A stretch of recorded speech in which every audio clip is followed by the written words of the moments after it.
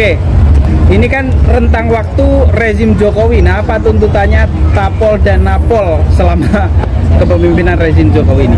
Jadi begini, kita semua harus tahu bahwa para tahanan politik, narapidana politik yang dipenjarakan di rezim Jokowi ini, Ya. ini semua tidak ada yang melanggar daripada undang-undang sebenarnya. Mereka ini korban perubahan undang-undang. Mereka ini semuanya korban perubahan undang-undang, amandemen undang-undang. Nah, itulah yang mengantarkan mereka semuanya, termasuk saya, masuk ke dalam penjara. Oke. Artinya kan berarti justru rezim yang melanggar undang-undang itu sendiri, artinya Ya. begitu ya? Ya, betul sekali. Kalau demikian, maka ini kan sebentar lagi tanggal 20 Oktober Pak Jokowi akan turun dari jabatannya atau lengser.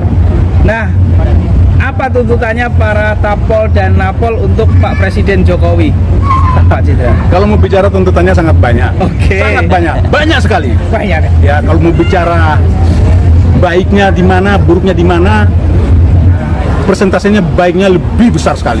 Buruknya lebih besar sekali. Oke. Ya, buruknya lebih besar sekali. Kejahatan politik yang dia lakukan itu sesuatu yang sangat di luar batas akal sehat. Jadi kita tentunya berharap, ya silakan saudara Jokowi hari ini masih berkuasa, ya masih berkuasa. Silakan mau membuat kebijakan politik apapun, silakan. Mau diacak-acak modelnya bagaimana bangsa ini, silakan. Tapi ingat, semuanya akan berakhir. Tanggal 20 Oktober semuanya akan berakhir, dan tentunya kita semuanya yang pernah dipenjara, yang pernah didiskriminasi oleh beliau itu, tentunya akan menuntut keadilan, ya, akan menuntut keadilan. Ya. Sehingga yang paling penting nama baik, rehabilitasi nama baik yang selama ini dianggap kita tahanan politik, narapidana politik, itu sangat buruk di mata masyarakat. Tetapi ini tentu sebuah bagian daripada perjuangan. Oke. Kami semua masuk di dalam penjara bukan kebencian terhadap bangsa dan negara, kecuali saya sendiri secara pribadi punya niat merubah warna bendera merah putih itu, baru itulah saya pembangkang. Tetapi saya sampai dengan saat ini, merah putih masih sangat tertanam di dada saya.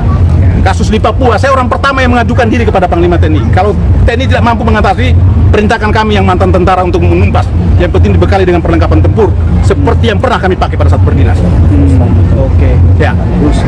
Ini agak menyimpang sedikit. Ya. Kalau kita lihat perkembangan politik terbaru kan dengan mundurnya Ketum Golkar, dan ini konon katanya akan digantikan oleh dinasti Jokowi yang akan mengambil alih Golkar. Dan ini skenarionya konon ini akan menjadi kekuatan baru Pak Jokowi sebagai tempat berlabuh. Nah, tanggapannya Pak Ruslan? Itu tadi yang saya bilang. Sebelum 2 bulan ke depan masa berakhirnya, silakan mau bikin bagaimana sesuka hatimu, silakan lakukan itu. Nanti sudah masanya, nanti kita gantian. Ya, nanti sudah masanya kita gantian. Oke. Negara ini negara hukum. Ya, Oke. tidak ada yang kebal hukum. Saya punya keyakinan Bapak Prabowo yang akan menggantikan beliau nantinya memegang tongkat kepemimpinan. Beliau adalah seorang negarawan sejati, seorang kesatria sejati, seorang nasionalis sejati. Beliau akan menerapkan undang-undang yang sebenarnya. Oke. Tadi ada frase gantian. Nah, maksudnya apa itu Pak Ruslan ya? Tidak. Begini, dia melakukan sesuatu dengan kesewenang-wenangan, arogansi kekuasaan yang digunakan. Oke. Ya. Jadi dia juga harus merasakan itu. Oke. Tapi berdasarkan hukum, bukan berdasarkan balas dendam, berdasarkan hukum. Ya. Ya, kalau kita lihat kan banyak sekali ya, misalnya pembohongan 6.000 unit mobil SMK, ijazah palsu, dan banyak sekali yang 11.000 triliun, banyak sekali lah kasus-kasus yang berjalan tapi mandek. Nah, Pak Ruslan kira-kira apa yang akan dilakukan langkah ke depan? Itu tadi yang saya sampaikan, bahwa tidak ada hal baik yang dia ciptakan, yang ada adalah hal buruk. Oke. Kebohongan semua. Apa yang disampaikan semuanya kebohongan. Dari dulu pertama beliau menjabat itu, anaknya yang tukang gorengan, yang tukang martabak akan fokus kepada usahanya. Tetapi kenyataannya kan tidak. Yes. Ya, ada yang hanya 2 hari menjadi anggota partai langsung loncat menjadi ketua umum partai. Itu gampang sekali. Orang lain berdarah-darah. Ya, jadi ini sesuatu hal yang tidak masuk akal. Tapi sekali lagi, mumpung Anda berkuasa, lakukan seenak sesuka hati. Oke? Oke, terakhir Pak. Kalau kita bicara hukum, kira-kira hukuman apa yang pantas bagi rezim Jokowi? biar itu hukum yang akan menentukan, ya, hukum yang akan menentukan. Kembali lagi, kita bukan politik balas dendam. Ya, ingat, kita tidak menerapkan politik balas dendam, tetapi kita menerapkan undang-undang yang sebenarnya. Kalau undang-undang yang sebenarnya diterapkan, maka beliau pun akan mendapatkan hasil daripada apa yang dia lakukan, kejahatan politiknya. Baik, terima kasih Pak Ruslan atas waktunya. Tetap merdeka. Hari ini Indonesia merayakan hari ulang tahunnya yang ke-79. Meskipun tidak semua masyarakat Indonesia merasakan kemerdekaan yang sesungguhnya, tetapi kita patut merayakannya, memperingatinya, karena perjuangan nenek moyang kita dalam memperjuangkan kemerdekaan itu tidaklah mudah. Darah, nyawa, harta taruhannya.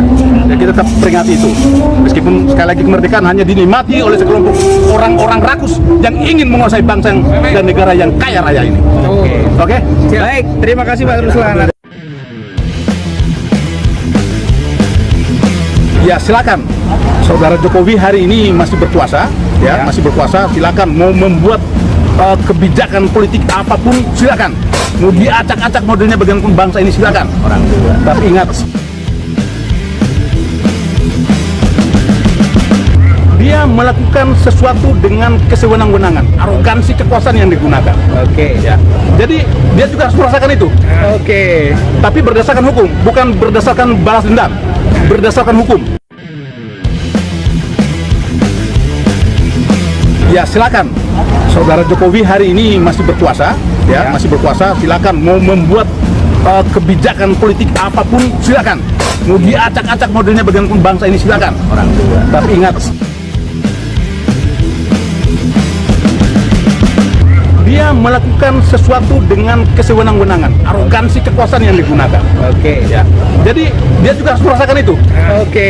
Tapi berdasarkan hukum, bukan berdasarkan balas dendam, berdasarkan hukum. Kita sudah saksikan begitu keras, tegas, bernas, dan juga sangat bernyali Ruslan Buton mengirimkan pesan kritikan yang tajam kepada Presiden Jokowi yang sebentar lagi kurang lebih 1 bulan akan mengakhiri jabatannya sebagai Presiden Republik Indonesia. Pak Jokowi menjabat selama 2 periode. Dalam pandangan Ruslan Buton itu, selama periode itu Pak Jokowi dianggap gagal dan kurang memberikan kemajuan, kemakmuran, kesejahteraan kepada rakyat Indonesia. Tentu apa yang disampaikan oleh Ruslan Buton ini ya sangat subjektif, karena itu adalah pandangan pribadi, dan saya rasa kita sebagai anak bangsa punya penilaian tersendiri terlepas segala kekurangan yang melekat pada Pak Jokowi selama menjabat sebagai presiden. Tentu selama itu ada banyak juga hal-hal positif, kontribusi yang diberikan kepada bangsa Indonesia, yang diberikan kepada rakyat Indonesia. Ya, sebagian kecil mungkin kita ketahui, namun percayalah ada banyak hal-hal besar yang kita tidak tahu terkait dengan kebaikan, terkait dengan pencapaian-pencapaian yang dilakukan Pak Jokowi selama jadi Presiden Indonesia. Sekian, terima kasih.